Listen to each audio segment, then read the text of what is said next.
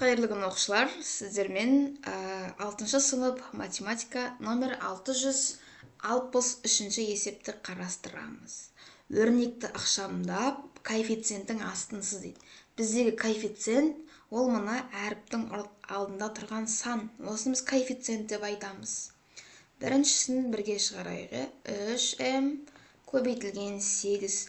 Мен коэффициент, яғни сандарды көбейтем. 3-ті 8-ге көбейтсем, негізінен 24. М-ді көбейте салам. Сонда 24м. Мына жердегі біздің коэффициентіміз 24 екен.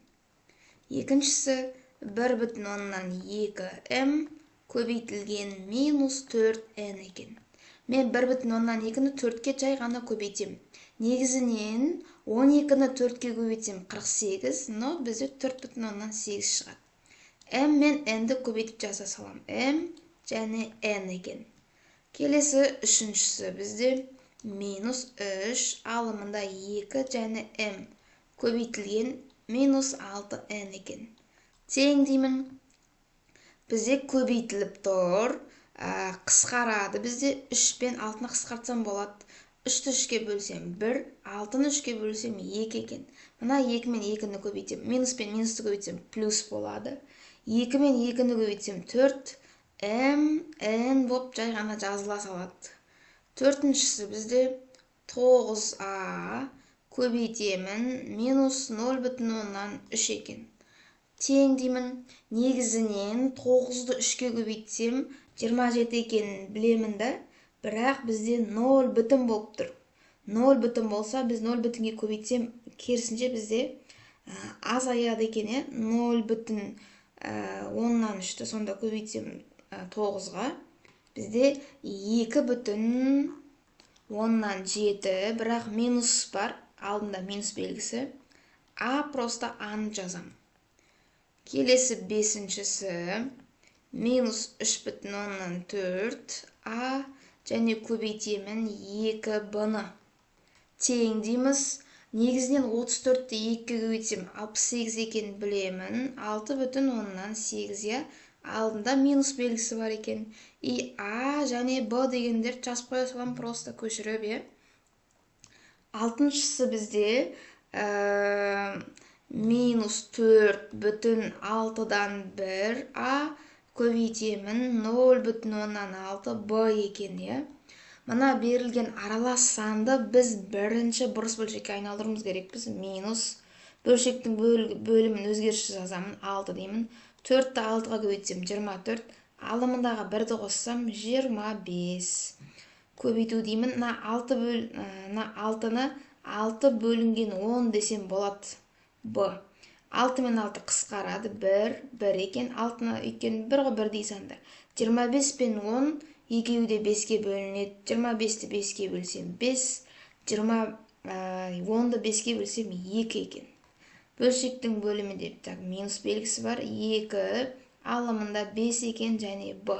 Тең минус 2 бүтін 10-нан 5 Б деп жазсам болады. Жетіншіміз минус 5 бүтін 10-нан 2х көбейтілген минус 4. Негізінен 52-ні 4-ке көбейтсем 108 шығады, но бізде 10 бүтін 10-нан 8. Минус пен минусты көбейттім, плюс болады. Сонда 10 бүтін 10-нан 8х екен. Сегізіншіміз минус 4х көбейтілген 0 бүтін 10-нан 8 y екен. Негізінен 4-ті 8-ге көбейтсем 32 екен білеміз, бірақ біз 0 бүтін 10-нан 8-ді 4-ке көбейтіп жатырмыз. Онда бізде 3 бүтін 10-нан 2 болады. Минус 3 бүтін 10-нан 2 x y. Тоғызыншысы бізде минус 1 бүтін 7-ден 2х көбейтілген минус 3-ден 1 y екен. Тең деймін. Мына аралас санды айналдырайық бірінші. Минус бөлшектің бөлімінде 7. 1-ді 7-ге көбейтсем 7, алымындағы 2-ні қоссам 9 екен. Х көбейтілген минус 3-ден 1 y. 9 мен 3 қысқарады. 3-ті 3-ке бөлсек 1 екен. 9-ды 3-ке бөлсем 3. Минус пен минус көбейтілді. Бөлшектің бөлімінде 7, алымында 3 екен. X, Y. Немесе бұны алымына жазып қойсақ та қате болмайды. Сонымен бізде әрі қарай Әрі қарай бізде 664 есеп. Оқушы 3 дәптер және 3 альбом сатып алды. Дәптердің бағасы А теңге дейді. 3 дәптер, онда 3А болады. 3 альбом, значит бізде 3Б болады. А бізде жазып қойған, мына жақта 3 көбейту А бізде 20 екен. Сонда 60. Келесі бізде 3 көбейтілген Б бізде 150 екен. Негізінен 15-ті 3-ке көбейтсем 450 ғой. Яғни 445 деген, сонда 450 болады екен. Неше теңгеге сауда жасады дейді. Онда мен 450 мен 60-ты қоса салам. Сонда 510 теңге жұмсады оқушы. Келесі бізде 665 есебе тіктөртбұрыштың ұзындығы дейді. Ұзындық бізде А тең 16. Ені дейді, ол бізде М-ға тең. Бізде тіктөртбұрыштың периметрін тап дейді. Периметрін бізде А қосылған Б көбейтілген 2 емес па. Бірақ бізге М-ді беріп қойған ғой. N бізде 9 дейді, сонда П тең. А бізде 16, Б-ның орында М тұру керек, но ол бізде 9 болып тұр. Сонда 16 қосылған 9 көбейтілген 2. 16-ға 9-ды қосып жіберетін болсақ бізде 25. 25-ті 2-ге көбейтсек 50 сантиметр екен. Келесі бізде бірінші күні туристер N километр жүрді дейді. Бірінші күні N километр, екінші күні дейді. Бірінші күнге қарағанда дейді, 3 есе артық. Значит, бұл 3N ғой. Туристер 2 күнде дейді. Бірінші күнім N жүрсе, екінші күнім бізде қанша жүреді? 3N. Сонда жалпы 4N жүрді. Бізге мұндағы N-ді беріп қойған. Сонда 24 көбейтемін 4-ке, 4-ке.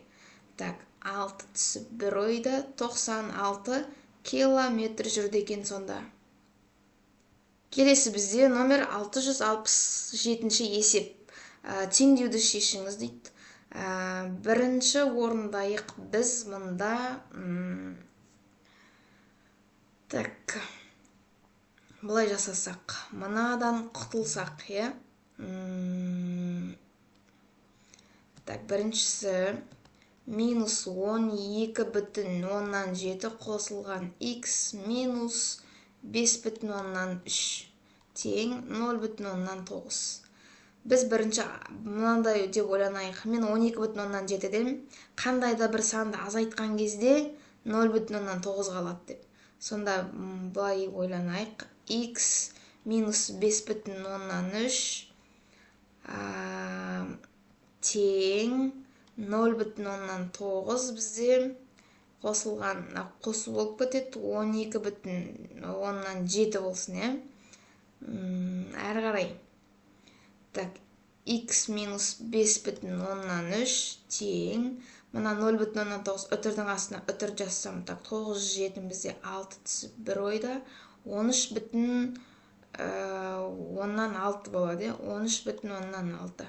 Мына алып тасайым, онда x тең 13,6-дан аламын 5,3-ті. 3 қалады, 8 бүтін болады ма бізде? 8,3 болады. X тең 8,3. Есімен, мұнда қазір 8,3-ті қойсам, мұнда жақта қандай сан қалады? 8-ден 5 алсам. Так, дұрыс айттық па? Мына жер бізде минус ғой. Мынау бізге плюс болып келу керек. Қосамыз ғой, онда қосамын 5,3-ті. Онда бізде мынау жоқ, мынау бұлай болады. Мынау бізде қосу 18,9. Әрі қарай. Сонда бізде 18,9 шығады екен.